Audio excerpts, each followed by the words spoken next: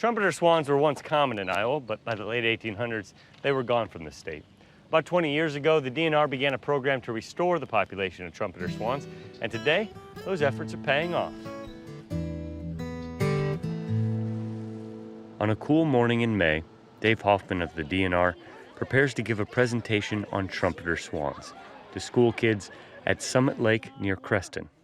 Using the topic of swans as a springboard, Hoffman seizes the opportunity to talk about a serious issue in Iowa: water quality. In a way, it gives the kids a connection to our environment, to our wetlands, and we talk about the importance of wetlands, swans, and just our landscape in general.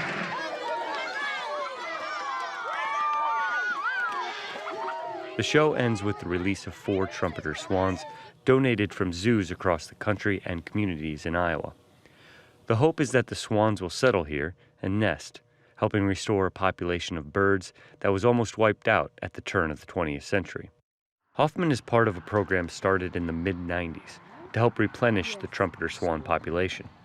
The program was designed to use trumpeter swans as ambassadors to bring attention to the importance of wetlands, not only for wildlife habitat, but for water quality and flood control as well.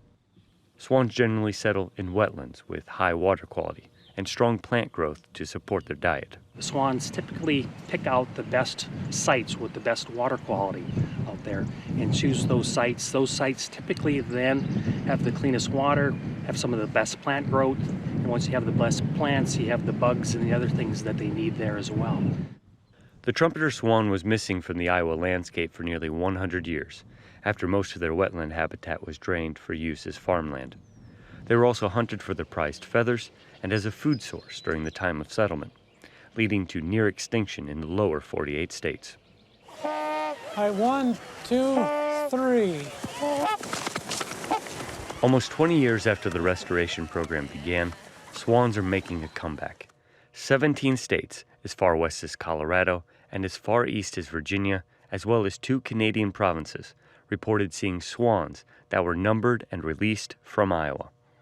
As the program flourishes, it's drawing spectators and visitors from afar, and that translates into tourism revenue that is benefiting Iowa communities.